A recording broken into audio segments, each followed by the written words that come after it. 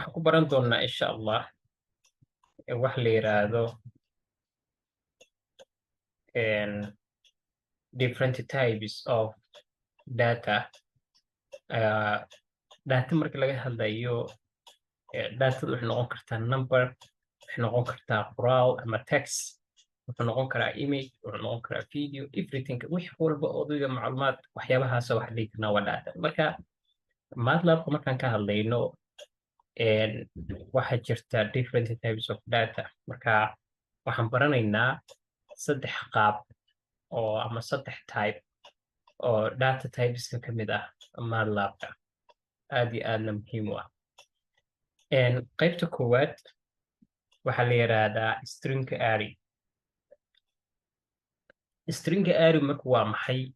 Waa data type lagu represent gareeyo ama lagu muujiyo qoraal, text representation. Tusaale ahaan MATLAB-ka waxaad rabtaa inaad ka dhex samayso qoraal inoo isticmaalayno command window-ga aad ka soo muujiso hello world marka ama qoraal hello world sida uga soo muujinaysaa.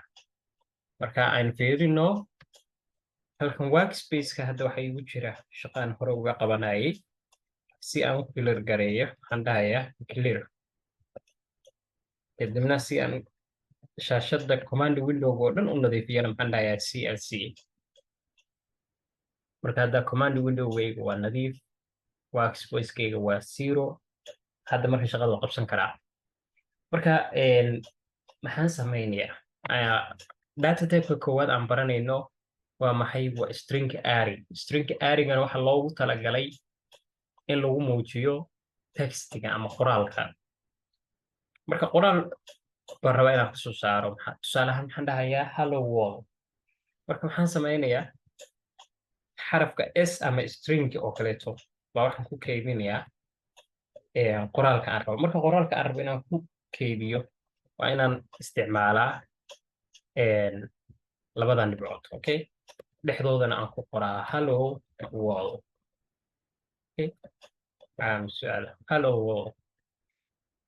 inter marka iraahdo waxaa ii soo saarayaa string ama xarafkan string variable string waxa kugu kaysan text oo ah hello world. soo wajid waa maxay? hello world. sidoo kale intaad rabo inaan muujiyo waxaan dhihi karaa display. okay? hello world. okay? display.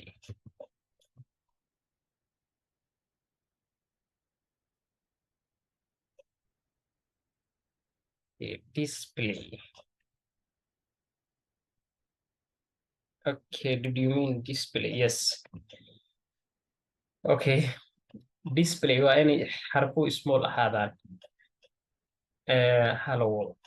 hadda display oo kaleeta leeyahay display. qoraalka marka halkaa gashanayaa kusoo dhawow hoosada MATLAB-ka. soo jeedid qoraalka waaskaas.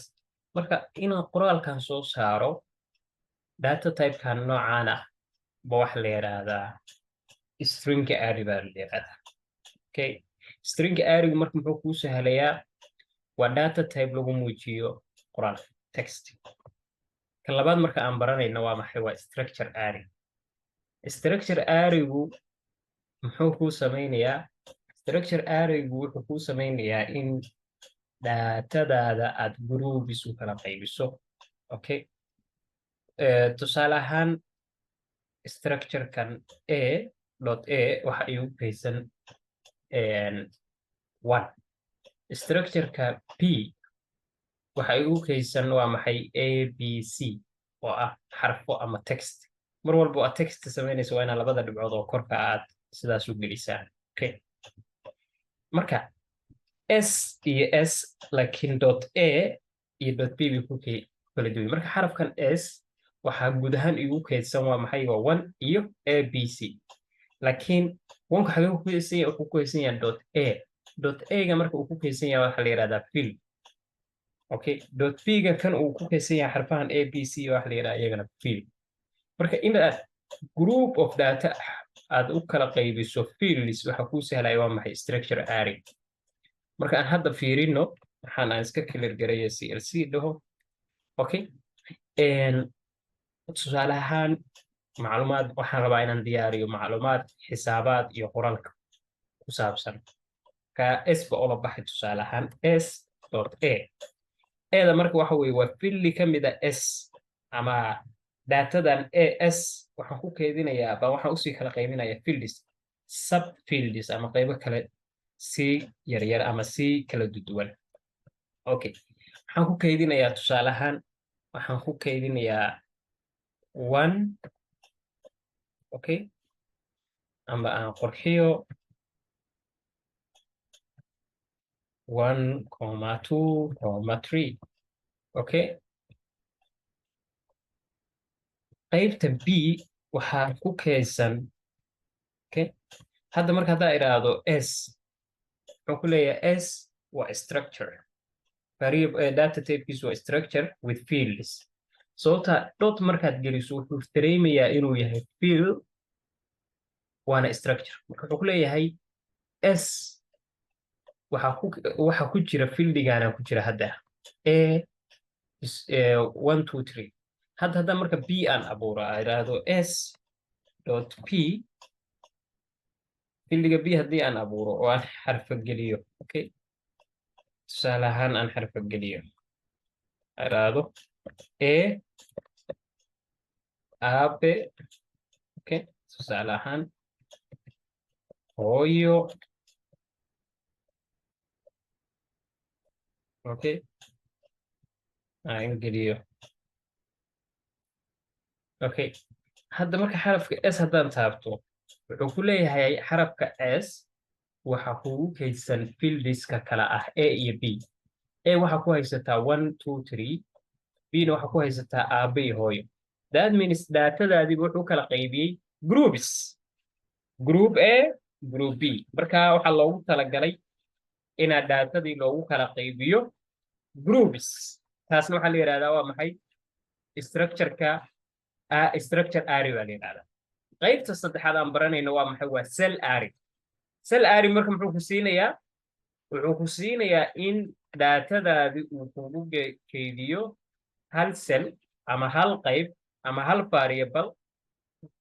variablekaasna waxa uu ka kooban yahay number keliya ama waxa uu ka kooban yahay letter ama text ama qoraal buu ka kooban yahay ama isku jir. Okay, tusaale ahaan MATLAB haddaan dib ugu laabto noo isticmaalaynaa cell array. haddaa iraahdo xarafka b waxa igu kaysan 1. b marka waa maxay waa cell array. haddaa iraahdo b muxuu ku leeyahay b waxa kugu kaysan 1. haddaa iraahdo b waxa igu kaydisaa 1, 2,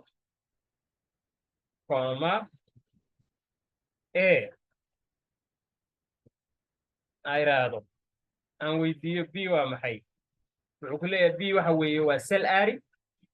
b waa maxay waa cell array waxaana kugu kaysan 1 2 iyo a.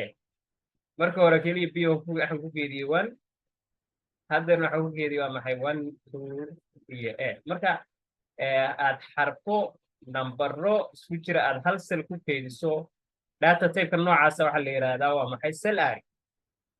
marka saddexdaa qaybood baan ku baranaynay string array, structure array iyo cell array. intaasaan kusoo koobayaa insha allah.